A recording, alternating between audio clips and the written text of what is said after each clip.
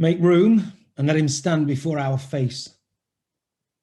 Shylock, the world thinks, and I think so too, that thou but leads this fashion of thy malice to the last hour of act, and then 'tis thought thou show thy mercy and remorse more strange than is thy strange apparent cruelty.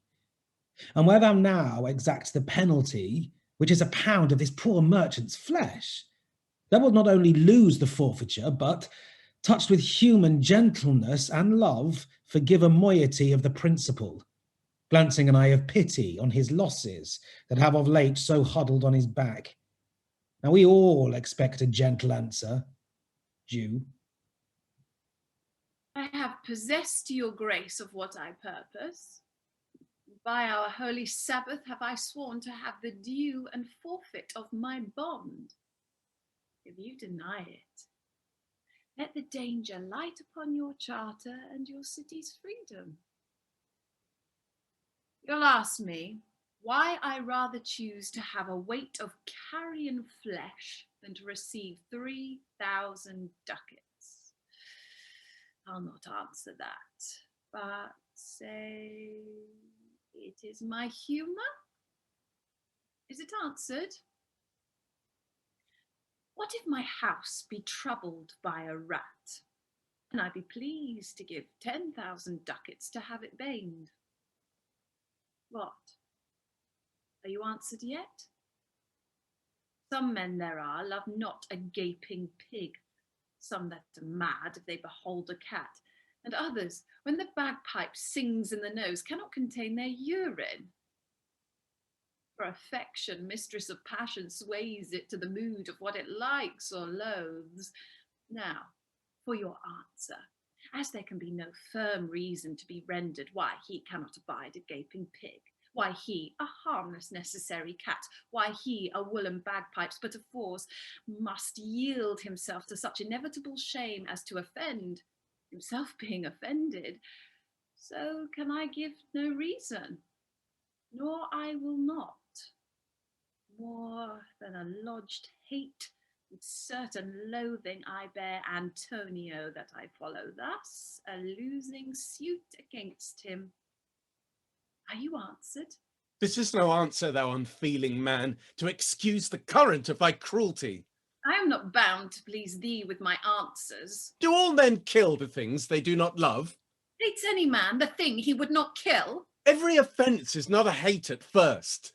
What? Wouldst thou have a serpent sting thee twice? I pray you, think you question with the Jew. You may as well use question with the wolf, why he hath made the ewe bleat for the lamb.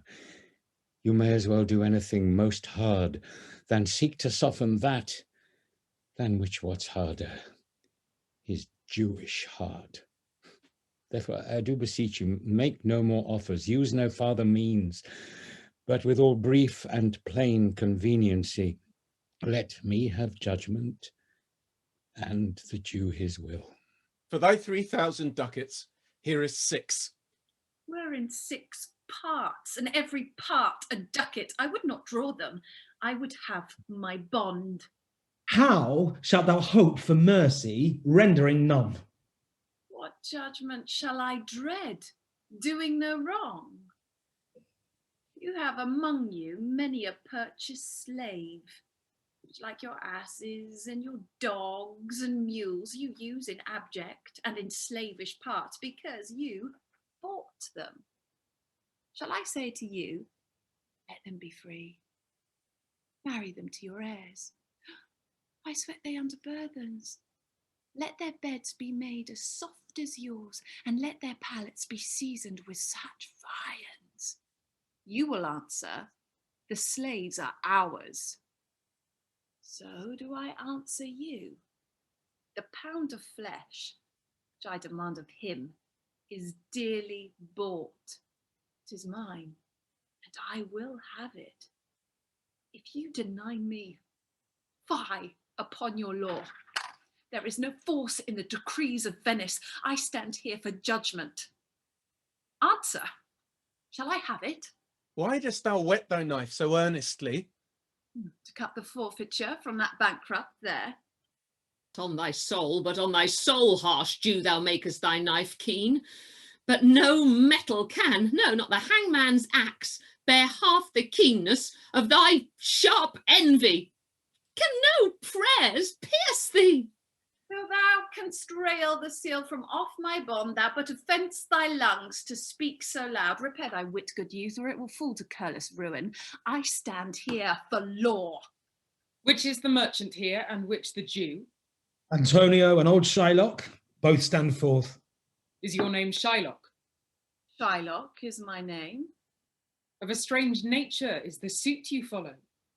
Yet in such rule that the Venetian law cannot impugn you as you do proceed. You stand within his danger, do you not? Aye, so he says. Do you confess the bond?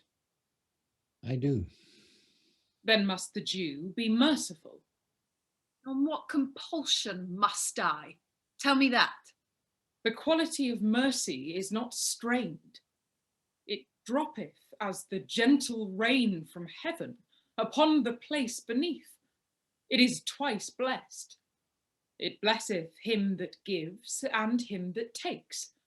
'Tis mightiest, in the mightiest it becomes the throned monarch better than his crown. His sceptre shows the force of temporal power, the attribute to awe and majesty, wherein doth sit the dread and fear of kings. But mercy is above this sceptred sway. It is enthroned in the hearts of kings. It is an attribute to God himself.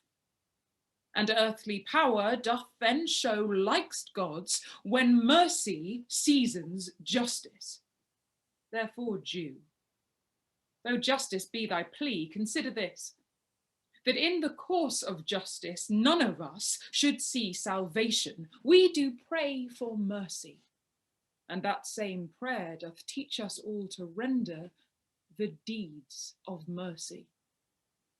I have spoke thus much to mitigate the justice of thy plea, which if thou follow, this strict court of Venice must needs give sentence against the merchant there. My deeds upon my head. I crave the law, the penalty and forfeit of my bond. Is he not able to discharge the money? Yes, here I tender it for him in the court. Yea, twice the sum. If that will not suffice, I will be bound to pay it 10 times o'er, on forfeit of my hands, my head, my heart. If this will not suffice, then it appears that malice bears down truth, and I beseech thee, rest once the law to your authority. To do a great right, do a little wrong, and curb this cruel devil of his will. It must not be. There is no power in Venice can alter a decree established.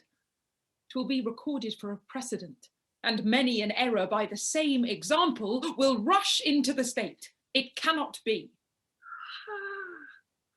Daniel come to judgment. Yea, Daniel, oh, wise, young judge, how I do honour thee. I pray thee, let me look upon the bond. Here it is, most reverend doctor, here 'tis.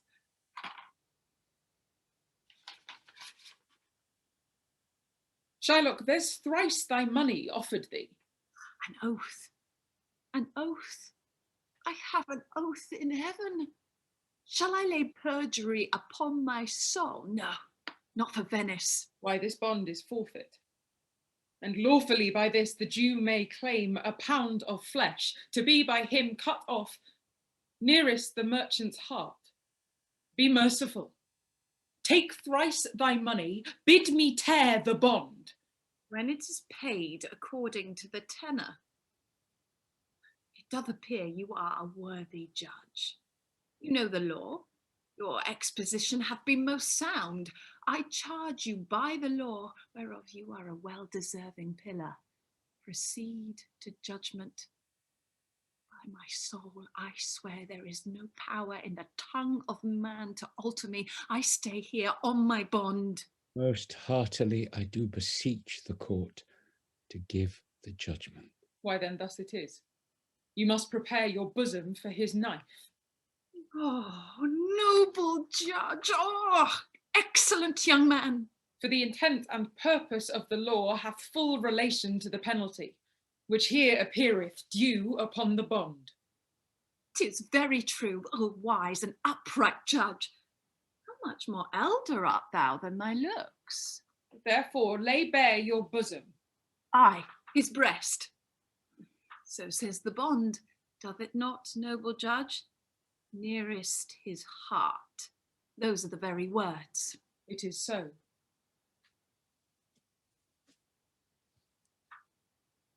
Are there balance here to weigh the flesh?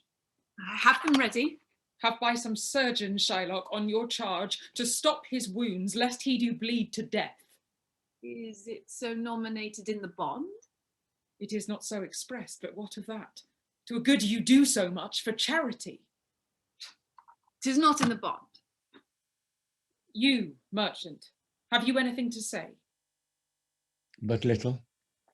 I am armed and well prepared. Give me your hand, Bassanio. Fare you well. Commend me to your honourable wife. Say how I loved you. Speak me fair in death. And when the tale is told, bid her be judge whether Bassanio had not once a love. Repent but you that you shall lose your friend, and he repents not that he pays your debt.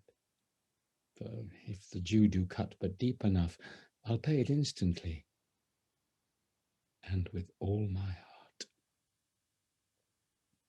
Antonia, I am married to a wife which is as dear to me as life itself.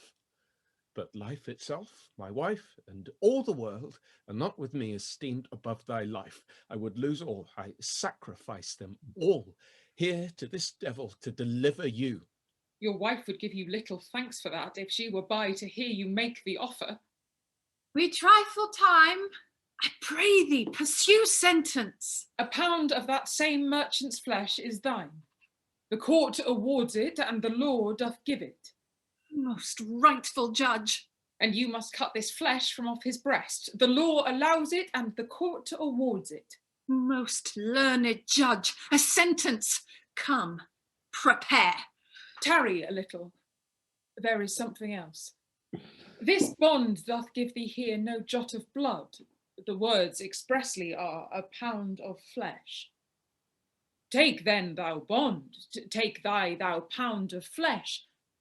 But in the cutting it, if thou dost shed 1 drop of Christian blood, thy lands and goods are by the laws of Venice confiscate unto the state of Venice.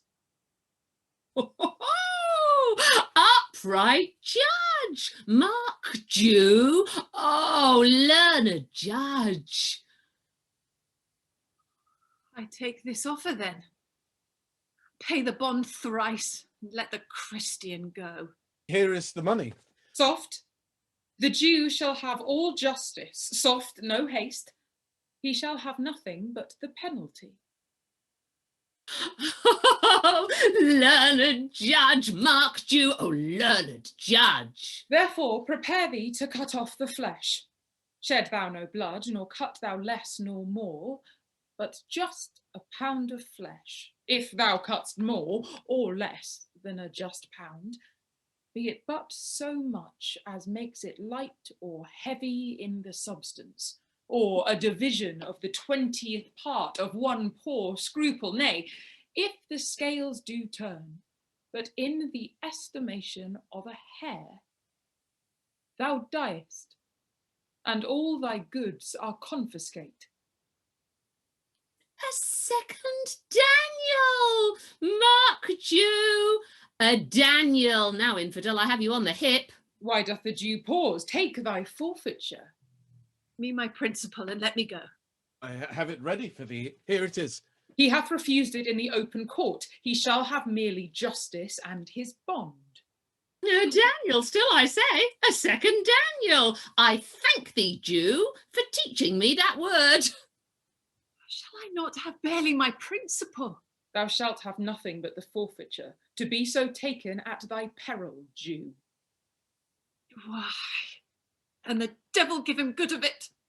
I'll stay no longer question. Tarry, Jew. The law hath yet another hold on you. It is enacted in the laws of Venice, if it be proved against an alien, that by direct or indirect attempts he seek the life of any citizen, the party against the which he doth contrive shall seize 1/2 his goods. The other half comes to the privy coffers of the state, and the offender's life lies in the mercy of the Duke only, against all other voice. In which predicament I say thou standst. For it appears by manifest proceeding that indirectly and directly too, thou hast contrived against the very life of the defendant, and thou hast incurred the danger formerly by me rehearsed. Down, therefore, and beg the mercy of the Duke. Beg that thou mayest have leave to hang thyself, and yet thy wealth being forfeit to the state, thou hast not left the value of a cord. Therefore thou must be hanged at the state's charge. That thou shalt see the difference of our spirits, I pardon thee thy life before thou ask it. For half thy wealth it is Antonio's, the other half comes to the general state, which humbleness may drive unto a fine. I for the state, not for Antonio. Nay, take my life and all, pardon not that. You take my house when you do take the prop that does sustain my house. You take my life when you do take the means whereby I live. What mercy can you render him, Antonio? A halter, gratis, nothing else for God's sake. So please my lord the Duke and all the court, to quit the fine for 1/2 of his goods I am content, so he will let me have the other half in use, to render it upon his death unto the gentleman that lately stole his daughter. 2 things provided more, that for this favour he presently become a Christian. The other, that he do record a gift here in the court of all he dies possessed unto his son Lorenzo and his daughter. He shall do this, or else I do recant the pardon that I late pronounced here. Art thou contented, Jew? What dost thou say? I am content. I pray you, give me leave to go from hence. I am not well. Send the deed after me, and I will sign it. Get thee gone, but do it. In christening shalt thou have 2 godfathers. Had I been judge, thou shouldst have had 10 more to bring thee to the gallows, not the font.